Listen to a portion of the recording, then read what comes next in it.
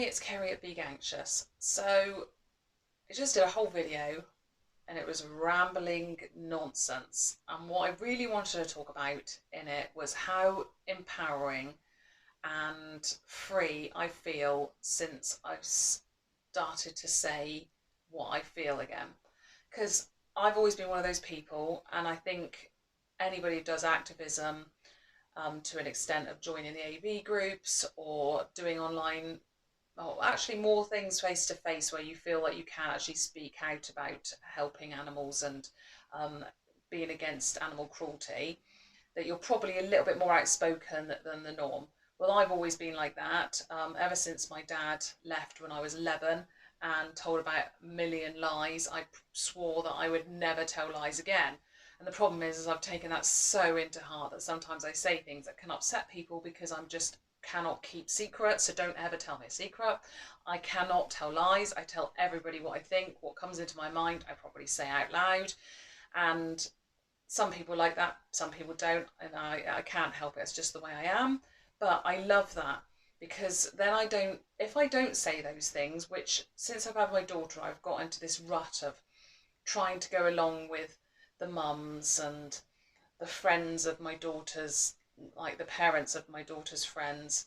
I've tried to go along with the norm a bit, sit back and nod when I'm like, yes, yes, she's doing really well at maths, yes, oh yeah, I really care about parents' evenings, even though she's 7, and I just turn up and they say, yeah, she plays well and speaks and is writing words like she's supposed to. It's a load of rubbish. But I tried to go along with it all, and I felt a little bit trapped over the last 7 years in feeling where I wasn't myself anymore because I was just saying what other people wanted me to say or nodding along when that isn't who I am. And that actually didn't make me happy. I don't know if anyone's ever, people have got on their nerves so much that they have fake conversations in their heads. I do that a lot. So I have these little conversations in my head where I actually say what I want to say and how I really feel about it, about something they've mentioned or something they do, or how wasteful they are about something, or how they treat their child, or how anything like that. And I want to say it and I don't, and I just nod along, go, yeah, yeah, mine's the same, yeah, they're all the same, aren't they? But they're not. My child's brilliant because I don't have that attitude with her. I'm very honest with her, and I want respect, but I also want her to have freedom of speech, and we get on great because I feel I have an honest relationship, not a relationship that I think I should have from what people see from the outside. And every time I follow people, every time I get the presents that the other kids have, or watch the films that the other kids have, or try and do what they're doing, I just get really stressed and really anxious. And I noticed since I've become vegan, there was that initial bit where I think I spoke about it in one of my other videos, where it was really stressful breaking that cycle, that breaking out of that norm. It's almost like you're in this little bubble with people all rolling around, and all of a sudden you like pop out of it and you're like clambering to get back in this big giant bubble again, but actually you realise that outside of it how free you are. And I'm now imagining myself in this big like giant water bubble and everyone's bobbling around and I'm like floating off because I now feel so empowered that I can speak my mind again, but for the best reason. I feel like I got really into trying to help the planet, and after watching all the programs about like plastic wash up and things, I felt like whatever I was doing wasn't enough. And then I thought, right, I'm going to go vegetarian because I feel like that's a good moral thing to do. And then I bumped into an AV activist who told me about becoming vegan and all the like animal exploitation that happens, and I've just seen the world in a different light. But I forget that the people that maybe aren't as outspoken as me or don't speak in the way that whatever comes into their head, they just say it, are the ones that like living in that little bubble, that find comfort by saying to somebody else, oh, my husband, he never cooks tea, oh, neither does mine. And oh, I know a lot of people that like to moan about their partners all the time as if they're a different entity from us. Oh, you never know love until you find your kids, or things like that. And I just never felt like that. I love my husband as much as I love my child.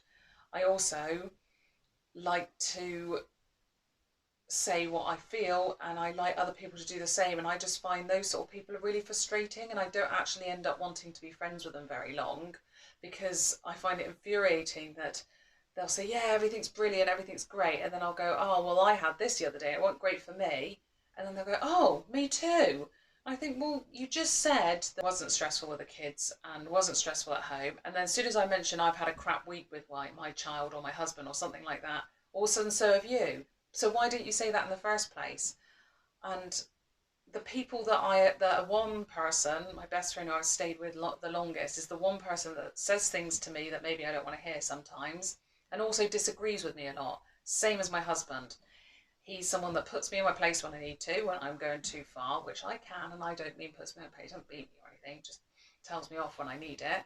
But he also doesn't always agree with me, and sometimes I don't want to hear that, but other times I will go away and think about it afterwards, and then maybe think, well, actually, he was right. I was a bit out of order there, or hey, that point of view is right, or I shouldn't have said this. So I've noticed that people that maybe I don't want to be friends with anymore because they're not honest in the way that I want them to, seem to cling on and want to stay friends with me. I think this is because I don't say or I don't act in the way they do or I should act.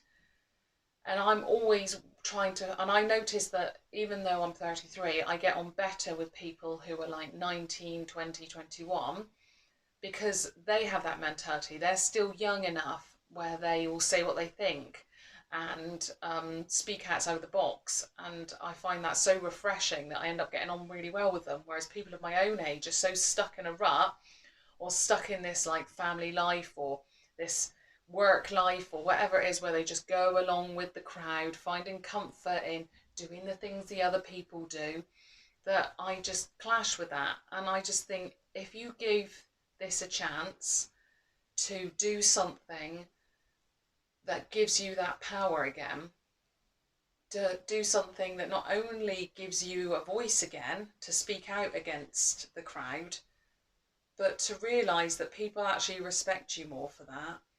And not only will your mental health be better for it, you're responsible for saving the lives of other beings. And I mean animals and humans, for the fact that we're stealing all their food to feed cows and meat trade so that you can have your burger.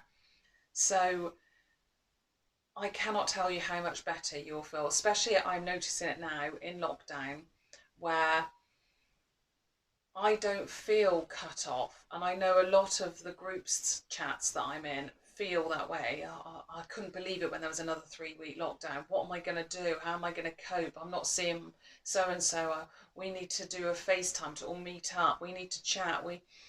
I don't feel like that at all because I'm quite happy in my own company. I'm quite happy doing my own thing and my own time. And if I do speak to people, it's when either they want to, like my best friend, or I want to, and it's not all the time. Like my mum and me will speak every day for 10 minutes. When I get bored, I'm like, right, I'm bored now, I'm going to go. And she says the same to me. It's brilliant because there's no expectation to, oh, I better ring my mum because I think, no, I'm not quite bothered today, so I just don't.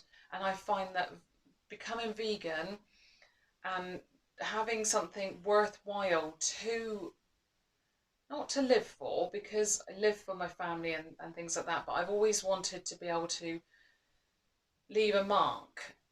And I don't care if people remember me or anything, but leave a mark when I am and teach my child to have a voice and say what she feels. Anyone that's thinking about going vegan and worried about leaving that crowd, yeah, there's a moment where you think, oh my God, everyone hates me, no one wants to speak to me, I've lost all my friends. But actually, did you need those friends?